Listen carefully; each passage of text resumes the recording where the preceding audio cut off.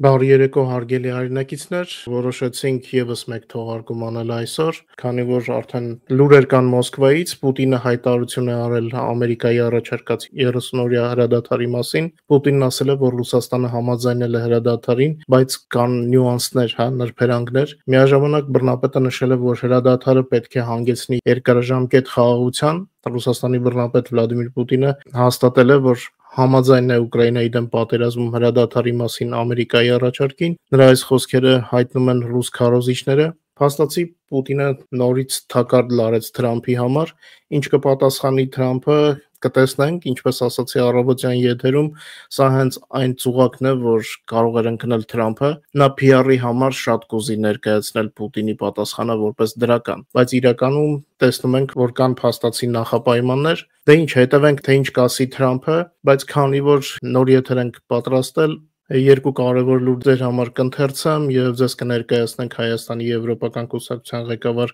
Տիգրան Խզմալյանի հետ հարցազրույցը, կարճ հարցազրույց է, բայց բովանդակալից,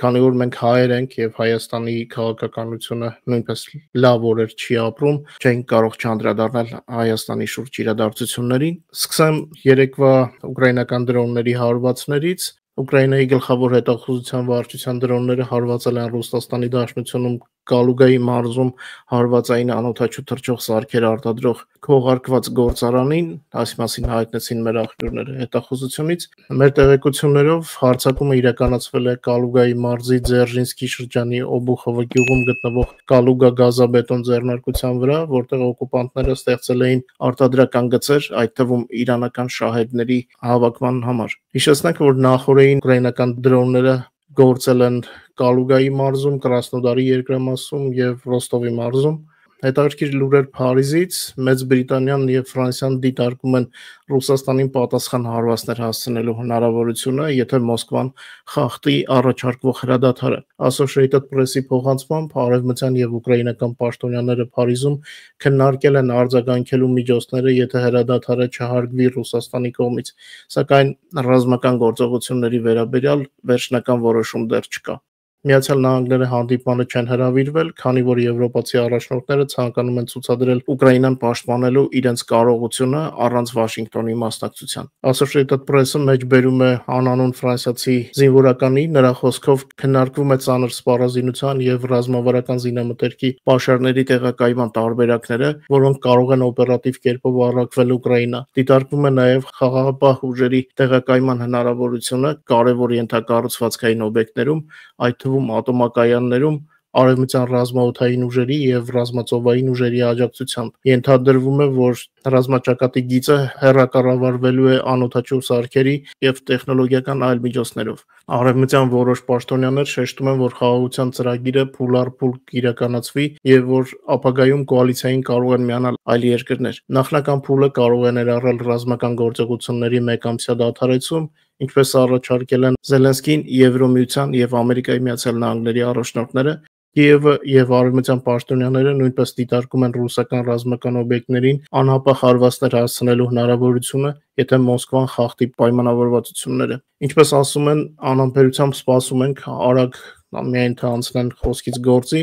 Վլադիմիր Զելենսկին վարկանիշը զգալիորեն աճել է Սպիտակ տանը Դոնալդ Թրամփի հետ նրա կոշտ դիմակայությունից հետո, ինչպես հայտնում է Էկոնոմիստը, վկայակոչելով Այփսոսի հարցումը, ուկրաինացիների ավելի քան 72%-ը աջակցում է Զելենսկիին եւ հավանություն է տալիս նրա աշխատանքին։ Ըստ Էկոնոմիստի, սա ցնցել է Մոսկվային եւ Վաշինգտոնին, քանի որ երկու կողմերն էլ ակնկալում էին Զելենսկու թուլացումը եւ հնարավոր իշխանափոխությունը։ Ուկրաինացիները համախմբվել են Զելենսկու շուրջ, չնայած Ամերիկայի եւ Ռուսաստանի ճնշմանը, Զելենսկին շարունակում է կոշտ դիրքորոշում ունենալ բանակցություններում եւ պահանջում է պայմաններ, որոնք ձեռնտու են Ուկրաինային։ Սա միայն ամրապնդեց Զելենսկու աջակցությունը ուկրաինացիների շրջանում, 72%-ը հավանություն է տալիս նախագահի պաշտոնում Զելենսկու գործունեությանը, 80%-ը Զելենսկուն համարում է պետության օրինական ղեկավար եւ մերժում է պատերազմի ժամանակ ընտրությունների գաղափարը, 74%-ը աջակցում է ռազմական գործողությունների շարունակմանը, նույնիսկ առանց ամերիկյան ռազմական օգնության։ 59%-ը կարծում է, որ Ուկրաինան դեռ կարող է հաղթել մարտի դաշտում,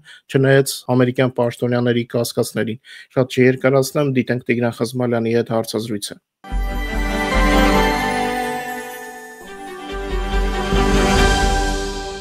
Ես ողջունում եմ մեր լսարանին, այսօր կրկին հանդիպել ենք մեր լավ բարեկամ Հայաստանի Եվրոպական կուսակցության ղեկավար Տիգրան Խզմալյանի հետ, բարև Տիգրան։ Ողջույն Մարո ջան։ Իրադարձությունները շատ են, բայց փորձենք մեր հայկականից սկսենք։ Հայաստանի արտգործնախարար Արադ Միրզոյանը մի շարք զարմանալի հայտարարություններ է արել։ Ինձ հետաքրքիր է քո կարծիքը։ Հայաստանի իշխանությունը քննարկում է նաև այնպիսի դրույթներ, ինչպիսիք են Հայաստան-Ադրբեջան միջպետական սահմանի երրորդ կողմերի ուժերի բացառումը։ Այո, մենք քննարկում ենք միմյանց նկատմամբ միջազգային իրավական հարթակներում վեճերից, հայցերից, գանգատներից հրաժարումը։ Եվ եթե խաղաղության պայմանագիրը համաձայնեցվի, ստորագրվի եւ մտնի ուժի մեջ, այս կետերը, ինչպես եւ մնացած բոլոր կետերը, ենթակա են պարտադիր կատարման։ Այս ցիտեցի Արադ Միրզոյանին, ես իհարկե երբեք նման բառ չի ասի։ Հարց է առաջանում, այսինքն այսքանից հետո Հայաստանն ինչպես կամ որպես ինչ երկիր կներկայանա աշխարհին, հատկապես որ նման հայտարարությունները արվում են արտաքին տրիբունաներից։ Որևէ նոր բան այստեղ չկա,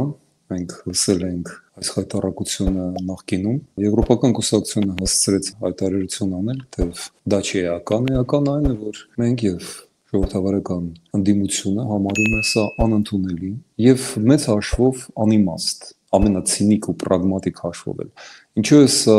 անընդունելի, որովհետեւ Ադրբեջանի պահանջով այս երկու նախապայմանը ընդհանրապես քննարկել, հիշեցնեմ, խոսքը գնում է միջազգային դատարաններում փոխադարձ հայցերը, մեղադրանքները հեռացնելը, առաջինը, եւ երկրորդը սահմանների վերահսկողության գոտիներից հանել երրորդ երկրների ուժերը։ Այս ամենը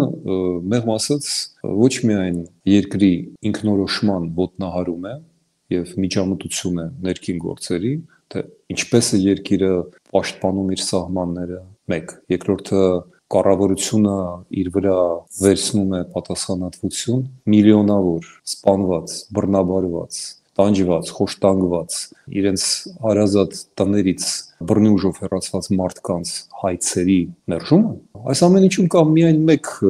դրական կողմ, անգամ այստեղ կարելի է գտնել մի դրական կողմ, այս անգամ երրորդ կողմի ուժեր ասելով երկու կողմերը նկատի ունեն ոչ թե Ռուսաստանին, առաջին անգամ տասնամյակներում եւ դարերում։ Այստեղ բնականաբար խոսքը եվրոպական դիտորդների եւ Ալիևը շատ արագ է հաշվում ի տարբերություն Փաշինյանի,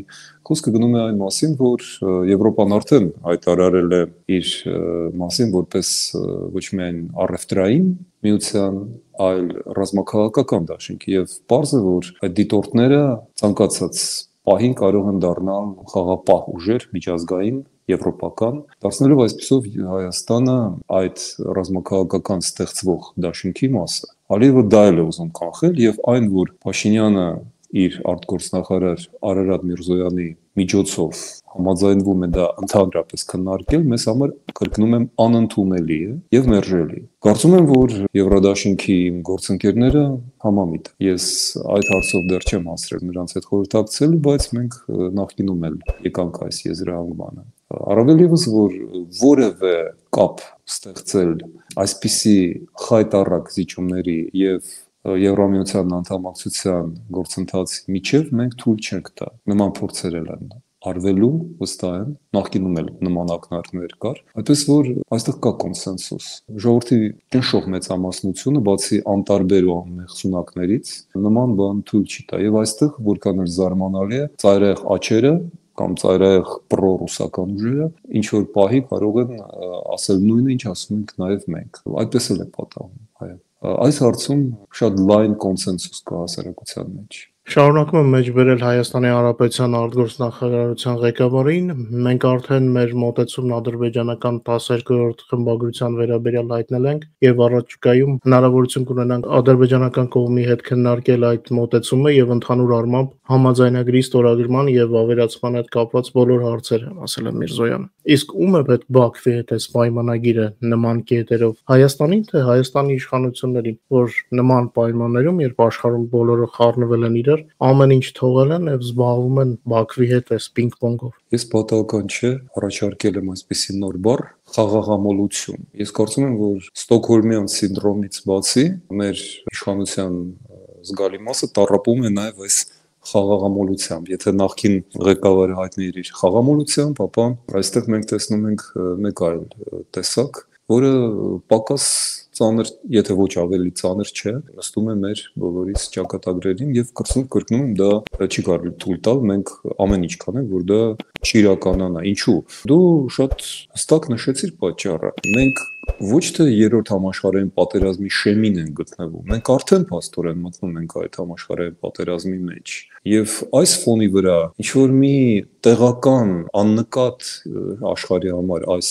ֆոնի վրա ինքնագործունեություն, այս կարի խմբակը, որին վերածվեց հայկական դիվանագիտությունը, պարզապես ծիծաղելի է, զավեշտալի է։ Ինչ խաղաղության մասին կարող է խոսք գնալ։ Խաղաղություն մեզ պետք է ոչ այս ձևով, ոչ այս միջոցով եւ ոչ այս գնով։ Գինը եւ միջոցը մենք վաղուց ասել ենք։ Դա եվրոինտեգրումն է։ Ու ճիշտ այնպես, ինչպես միաժամանակ նույն կառավարության, նույն կուսակցության, նույն իշխանության տարբեր, իսկ երբեմն նույն ներկայացուցիչները միաժամանակ խոսում են եւ եվրոինտեգրման եւ Եվրազեսի այդ ռուս-թուրքական դաշինքի հետ տնտեսական ու նաեւ քաղաքական կապերի զարգացման մասին։ Ճիշտ այնպես նրանք միաժամանակ փաստորեն եւ արտաքին քաղաքականության մեջ անում են միանշանակ հակասական, իրար հակասող, իրարամերժ քայլեր եւ հայտարարություններ։ Պարզապես աշխարհում հիմա այնքան անհեթեթ թվացող բաներ են կատարում, որ սա արդեն զարմանալի չէ։ Բայց մենք այս մանրուքների յետևից չպետք է կորցնենք մեծ պատկերը։ Հայաստանում չեն կարողանում տարբերել առաջնահերթությունները, պրիորիտետները, ինչն է ամենակարևորը, ինչն է երկրորդական, երրորդական, չորրորդական։ Եվ նախընտրական շրջանը, որտեղ Գյումրիում կայանում են ոչ միայն տեղական ինքնակառավարման մարմինների ընտրությունները, սա մեծ հաշվով Գյումրիի երկրորդ քաղաքի ընտրությունն է, որը վերաբերվում է բոլոր այս անցած 7 տարիներին։ Եվ սա շատ վտանգավոր իրավիճակ է, որովհետև Նիկոլ Փաշինյանի հայտարարությունը մի բանով էր հետաքրքիր։ Նա նշեց բոլորին, էլ շուն ու գել, էլ մուկ ու ձուկ, էլ Սերժ ու Ռոբ, եւ ոչ մի խոսք այդ համընդհանուր, համապարփակ մեղադրանքների մեջ նա չգտավ Եվրադաշինքի անունը։ Միգուցե տաքացավ, արյունը խփեց գլխին եւ չնկատեց, բայց անցնում է 1 օր եւ այստեղ մի տնաբուծ տեղական մի ինքնակոչ Գելապ կոչվող կազմակերպություն կա, որի ամեն ինչը տեղական է, անունն է միայն դրսի, ֆրանշիզայի պես։ Եվ շատ մանրակրկիտ հարցում է, թե ում են աջակցում Գյումրիում, ում են աջակցում Հայաստանում, ով ինչ տոկոսներ են, բավական հետաքրքիր է։ Եվ էլի, էլ Շունոգել, էլ Ձուկումուկ, էլ Ռոբուսերժ, էլ Նիկոլ ու դաշնակներ, էլ Դոտ ու Դոկ եւ ոչ մի խոսք Եվրադաշինքի մասին։ Սա շատ հետաքրքիր է։ Հին հռոմեացիները նման դեպքում ասում են ասա ինձ ում մասին չեն խոսում, ում մասին լռում են, եւ ես կասեմ ումից են վախենում։ Ես կարծում եմ, որ խոսքը հենց այդ մասին է, որովհետեւ այս ներկա ու նախկին կռիվը, որը արհեստականորեն է պահպանվում հասարակության մեջ, դա հենց այն կոնսենսուս է, որի մեջ գոյատևում են հին եւ նոր իշխանությունները այս 7 տարի շարունակ։ Եվ հա ինչու երկու կողմից էլ իրենք համախմբված ատում եւ զրպարտում եւ առհամարում են, փորձում են ամենայն դեպս մեր տեխնացուին, մեր դաշինքը եւ մեր գաղափարը։ Ոչ մի խոսք այդ մասին չի գնում։ Եթե չհաշվենք մի քանի զավեշտական եւ դավադրապաշտական ժոցներ։ Սորոս, Մորոս, Ձեդ Մարոս եւ այլն, որով արդեն ոչ ոքի չես էլ կարողանա զվարճացնել։ Այսպիսի բաներ։ Ինչ դիրքորոշում ունի Հայաստանի եվրոպական կուսակցությունը տիտանների ճակատամարտի առումով, խոսքս Ամերիկայի, Չինաստանի, Եվրոպայի եւ տիտանչիկ Ռուսաստանի պայքարի մասին է։ Դե կուսակցության անունից պարզ է առնվազն հարցի հիմնական մասը, բայց նրբերանգները մնում են Չինաստան պլյուս Եվրոպա, թե Ամերիկա պլյուս Եվրոպա։ Արաջան, ես մեր եթերում ինձ թույլ կտամ առաջին անգամ հրապարակավ ասել այն, ինչի մասին մտածում եմ վերջին 2-3 շաբաթվա ընթացքում եւ միգուցե դա լինի հետաքրքիր քեզ եւ մենք հո էլ այդ մասին չենք խոսել։ Ինչ է ուզում Թրամփը։ Ես միանգամից հրաժարվում եմ ուրեմն քննարկել այն վարկածները, որ սա խուլիգանություն է քաղաքական, միայն որ սա հոգեբուժական ինչ որ պատկեր է, խենթություն, դա էլ չենք քննարկում, կամ որ սա Պուտինի գործակալի գործողություն է։ Ոչ թե այն պատճառով, որ ես բացառում եմ այս երեք վարկածները, պարզապես դրանք շատ պարզունակ են եւ դրանք չեն բացատրում ամենակարևորը, որովհետեւ Թրամփը միայնակ չէ, որ ընդունում է այս որոշումները։ Ես կարծում եմ, որ մենք գործ ունենք հետեւյալ իրողության հետ եւ ես հիմա կփորձեմ մի փոքր կանխատեսում անել շատ լուրջ բաների մասին։ Այն ինչ կատարվում է, դա քաղաքական հեղափոխություն է, հեղաշրջում, ասեմ այսպես։ Թրամփը սկսեց նրանից, որ փչացրեց հարաբերությունները իր ամենամտերիմ, մերձավոր եւ ամենահուսալի դաշնակիցների հետ՝ Եվրամիություն, Կանադա, Մեքսիկա։ Բացի դա նա տարիֆային առևտրային պատերազմ սկսեց իր երկրի Միացյալ Նահանգների առաջին 3 գլխավոր գործընկերների հետ։ Համար 1 դա Կանադան էր, համար 2 Չինաստանը, համար 3 Մեքսիկան։ Եվ այս ամենը կարող է թվալ պարզապես խնդություն։ Ես տեսնում եմ սրա մեջ հստակ սառը հաշվարկ եւ նպատակ։ Այս ամեն ինչին կարող հետևել, պետք է որ հետևի իմ կարծիքով եւ կհետևի, եթե ֆորս մաժորային ինչ-որ բաներ տեղի չունենան, կհետևի հաջորդ քայլը։ Հաջորդ քայլը իմ կարծիքով տնտեսական հեղաշրջում է։ Միացյալ Նահանգները, որոնք վերջին տասնամյակներին մեծ գնով իրենց համար պահպանում էին հեգեմոնի համաշխարհային տեղը, հիմա փաստորեն փորձում են վերաֆորմատավորել իրենց դերը եւ սա ոչ միայն տնտեսում է միջոցների, դա այդ պատճառով չէ, որ նրանք փակում են բոլոր հիմնադրամները, դուրս են գալիս բոլոր միջազգային կազմակերպություններից, ոչ։ Ես տեսնում եմ այստեղ հետեւյալ նպատակը։ Միացյալ Նահանգները կորցնում էին իրենց գլխավոր դերը տնտեսական այնպիսի ոլորտներում, ինչպիսիք էին մեքենաշինությունը, կարելի է ուղղակի հիշատակել, որ ամերիկյան մեքենաները, որոնք 50-ական, 60-ական, 70-ական թվականներին անգերազանցել էին, հիմա փաստորեն Դեթրոյթ իրենց ավտոմեքենաշինության մայրաքաղաքը քաղաքուրվական է դարձել, դատարկ է։ Նույն խնդիրները հետապնդում են Boeing-ը, նրանց տնտեսության երկրորդ հսկային ավիաշինության առաջնորդին, մնացած օդանավային Lockheed-ը եւ այլ ընկերությունները չունեն այդ ծավալը։ Boeing-ի վերջին մոդելները զգալիորեն զիջում են որակական առումով Airbus-ին։ Ինչ է մնում։ Էլեկտրոնային տեխնոլոգիաները, այո, իհարկե, այստեղ Միացյալ Նահանգները ունեն հսկայական պաշար, սակայն դրանք բոլորը հավաքվում են այդ սարքերը Մալայզիայում, Ինդոնեզիայում, Չինաստանում, որից սկսում են դուրս անել, Հնդկաստանում, Ամերիկայի ներսում դա չի արտադրվում, որովհետև ինքնարժեքը չափազանց թանկ է, դա էլ է պարզ։ Ինչ ունի Ամերիկան այսօր։ Դա տիեզերական ինդուստրիան է, որը մասկի շնորհիվ դարձավ նորից առաջնային, առաջադեմ եւ հզոր։ Մեքենաշինության մեջ նույնպես Տեսլան կարծես թե ինչ որ ճեղքում արեց։ Ահա ինչու Մասկը հայտնվեց Սպիտակ տանը։ Եվ այստեղ պետք է հիշել, որ Թրամփը իրեն երթմակալության պահից շրջապատել է այդ միլիարդատերներով, տրիլիոնատերներ, օլիգարխներով փաստորեն։ Այնտեղ է Բեզոսը, այնտեղ է Ցուկերբերգը, ոչ հերո է Բրինը, մնացածները։ Այսինքն քաղաքական գործիչների փոխարեն Միացյալ Նահանգների իշխանությունը այս օրերին պատկանում է գործարարներին։ Նման բան չի եղել։ Նման բանը աննախադեպ է եւ նման փորձերի դեմ ժամանակ առ ժամանակ զգուշացնում էին նախագահները, Էյզենհաուերը, դրանից առաջ Ուիլսոնը, իսկ բոլորին վերջերս Բայդենը։ Մենք այդ մասին խոսացել ենք։ Ինչ վտանգ է սա, ես չեմ խոսում Ամերիկայի մասին, ես խոսում եմ աշխարհի մասին։ Ես կարծում եմ, որ պատրաստվում է համաշխարհային բորսաների պայթեցում։ Ես կարծում եմ, որ այս մարտիկ որոշել են պայթեցնել ամբողջ բանկա-ֆինանսական համակարգը աշխարհի,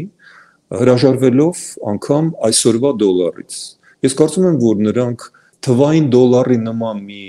բան են պատրաստում աշխարհին հրամեցնել, որովհետև ամբողջ աշխարհը կապված է եւ կախված է դոլարի հետ, բայց դա արդեն բավարար չէ, որովհետև դոլարի պաշարները աշխարհում այնպիսին են, որ Միացյալ Նահանգները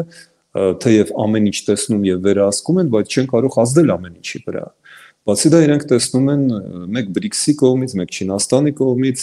աճող Հնդկաստանի կողմից կլինեն փորձեր փոխանակել, փոխարինել կներես, փոխարինել, Ռուսաստանը այդ մասին ուղիղ էր ասում, փոխարինել դոլարը ուրիշ հաշվարկներով։ Այնչու Տրամպը այդքան հետաքրքրված է կրիպտովալյուտայով։ Բայց կրիպտովալյուտան էլ է խնդրահարույց մի բան, դա պետք է վերահսկել, բայց դա չի փոխանակի ամբողջությամբ Ամերիկայի հեգեմոնիան, բարձ պատճառներով, վերահսկողության բարդության պատճառով։ Եվ այ ես կարծում եմ,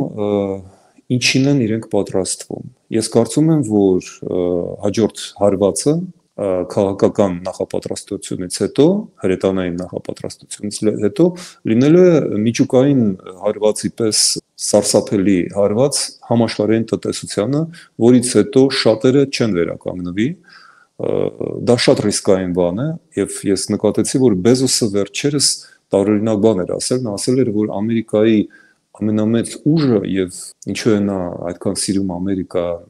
որովհետեւ այնտեղ բիզնեսը ռիսկային է եւ ոչ մի այլ տեղ հնարավոր չի դիմել ռիսկերի։ Ինչու է հիմա ասում դա աշխարհի երկրորդ հարստությամբ երկրորդը երրորդ մարդը։ Իմ կարծիքով իրենց մեջ նստած է այդ գաղափարը, որ իրենք հիմա կարող են հասնել եւ դա իրենց վերջի հնարավորությունն է Չինաստանի, Հնդկաստանի եւ Միացյալ Եվրոպայի աճը զսպելու փորձի մեջ, այնչու են իրենք հրաժարվում բոլոր դաշինքներից, ՆԱՏՕ-ից, ՄԱԿ-ից, IMF-ից, ամեն ինչից։ Այնչու են իրենք դուրս գալիս։ Իրենք պատրաստվում են, իմ կարծիքով, համաշխարհային պատերազմի, ֆինանսաբանկային պատերազմի, որը բոլորին պետք է սնանկացնի եւ դնի Միացյալ Նահանգներից կախվածության մեջ։ Ես չեմ ասում, որ դա իրենց կհաջողվի։ Ես ասում եմ, որ ես տեսնում եմ այս ամեն ինչում այսպիսի վտանգ մեզ համար։ Մեզ համար ասելով ես նկատի չունեմ միայն Հայաստանին, որովհետեւ տապալվելու են շատ ավելի մեծ դաշինքներ եւ այս առումով պետք է մտածել իհարկե դիմադրելու եւ դիմանալու մասին։ Դա մեծ խոսակցություն է։ Ես տնտեսագետ չեմ, ես բանկային մասնագետ նույնպես չեմ, ես քաղաքական գործիչ եմ, ես պարզապես տեսնում եմ այս վտանգը եւ հուշում եմ մասնագետներին, խորհուրդ եմ տալիս մտածել այս ուղղությամբ եւ մեր երկրի համար ավարտելով այս երկարացեմ շեղումը քո հարցերից ես կարծում եմ, որ միակ հնարավոր ելքը, ինչպես եւ աշխարհակաղակական ու ռազմաքաղաքական իմաստով լինելու է օր առաջ միանալ Եվրոպային, որովհետեւ միայն եվրոպական դաշինքի ներսում եւ այդ քաղաքակրթության պատասխանատվության գոտիում մնալով մենք կարող ենք դիմադրել այն ահռելի մարտահրավերներին, որոնք արդեն թակում են մեր դուռը։ Խոսքը եւ Իրանի, եւ Թուրքիայի, եւ Քրդստանի, եւ նաեւ ինչու ոչ Ադրբեջանի հնարավոր դեգերումների մասին է։ Միայնակ մեր փոքրիկ տապանը այս փոթորիկին չի դիմանա։ Մենք պետք է բռնվենք անշարժ գույքից իմիջիալոց, ինչու կարևոր է, որ տապանը միշտ Արարատի մոտ պետք է լինի, եւ Արարատը պատահական չէ, որ հնդեվրոպական քաղաքակրթության հոգին է, սիրտն է եւ կենտրոնը։ Այսքանն է ես ուզում ասեի, օգտվելով քո բարի վերաբերմունքից, որ դու թույլ տվեցիր ինձ այդքան երկար խոսել այս տարօրինակ բանի մասին։ Ներքին քաղաքական իրավիճակը ինչպես ես գնահատում, ինչն է կարևորում այս տեղական հատկապես ընտրությունների ֆոնին, ինչ ես տեսնում ներքին զարգացումներում, ինչի սպասենք։ Ժողովրդավարական ընդդիմության պատվիրակության կազմում ես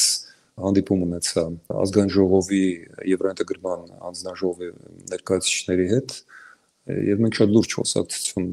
ունեցանք այնտեղ, ինչու է հետաձգվել որոշ ժամանակով Եվրամիության անդամակցության օրենքի ընդունումը։ Մեզ հավաստիացրեցին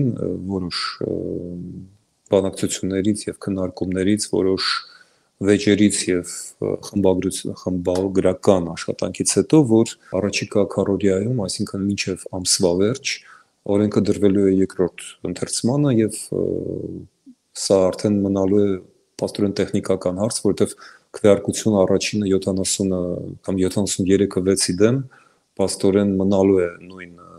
չափով մոտավորապես, այսինքն մենք չենք կասկածում, որ օրենքը կընդունվի, մենք պարզապես անհանգստանում էինք, որ դա չհետաձգվի ինչ-ինչ պատճառներով, որոնց մասին ասել եմ եւ առայժմ չեմ ուզում կրկնել, որովհետև վստահ եմ, դա չի կրկնվելու, մենք կարծիքով բավական համոզիչ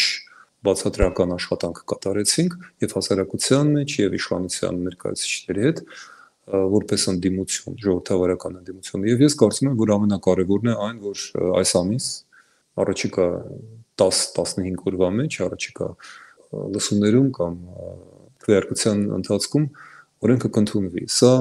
վիթխարի քայլ է լինելու, Հայաստանը նորից վերադառնալու է մի քանի ժամով, մի օրով համաշխարհային մամուլի վերնագրերին, որովհետև դա կարևոր քայլ է, դա արդեն օրենք է եւ հետո մենք արդեն աշխատելու ենք այդ օրենքը իրականացնել։ Օրենքը սա պարզապես գործիք է, լծակ է, որը պետք է գործարկվի։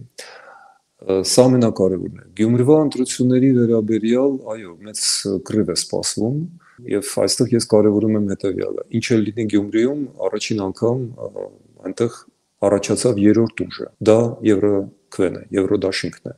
Այդ մասին չէ ուզում խոսել։ Դա իրենց շատ կոմֆորտ էր լինել այդ երկու ուժ եւ իրար փոխանցելով, պաստալով խաղալ ժողովրդի հետ, խաղալ իրար ինչու եմ ես այդքան վստահ ասում, որովհետեւ երկուսն էլ հոյակապ դիրքավորվել են, բարձր աշխատավարձներ, падգամավորների անձեռնմխելիություն, դատական հայցերի եւ գործընթացների հետաձգում, քանի որ խոսքը գնում է падգամավորների կամ նրանց մտերիմների մասին, որևէ արդյունք այս ամենը չի տալիս։ Բոլոր հանցագործները դրսում են, նրանցից ոմանք մասնակցում են նոր ընտրությունների եւ վարչապետի այդ ռետորական հարցերը պարզապես զավեշտալի են։ Ինչու են իրենք մասնակցում։ Իրանք մասնակցում են ընտրություններին, որտեղ դուք եք դա կազմակերպել։ Դուք եք նրանց տվել այդ մասնակցության հնարավորությունը, պարոն վարչապետ։ Դուք որ մուրջ եք բարձրացնում, երթվում եք, որ ոչ մի մուկ, ոչ մի ձուկ չի պլստա, որ ասֆալտի մեջ եք, այդ ամենը չեմ էլ ուզում կրկնել, այդ տհաճեր անգամ լսել։ Բայց հիմա սա ծիծաղելի է արդեն։ Հարցնել մեզ եք դուք հարցնում, թե այդ ոնց են իրենք։ Հենց այդպես, որովհետև նրանք շատ հարմար են ձեզ, եւ դուք եք շատ հարմար իրենց։ Դուք շատ հարմար եք Ալիևին։ Ես ադրբեջանցի քաղաքական գործիչների կամ ավելի ճիշտ վերլուծաբանների, լրագրողների հետ խոսելիս միշտ ասում եմ, դուք երանի եք տալու Փաշինյանի այս ժամկետին։ Դուք դեռ ափսոսալու եք, որ այդքան ժամանակ կորցրեցիք, որովհետև նրանից դուք շատ բան կարող եք կորզել։ Ցանկացած հաջորդ հայկական իշխանությունը ձեզ համար մղձավանջ է դարձնելու ձեր կյանքը։ Միասնաբար հասկանան։ Թող հասկանան, որովհետև իրենք պետք է բոլորովին այլ կերպ գործեին եւ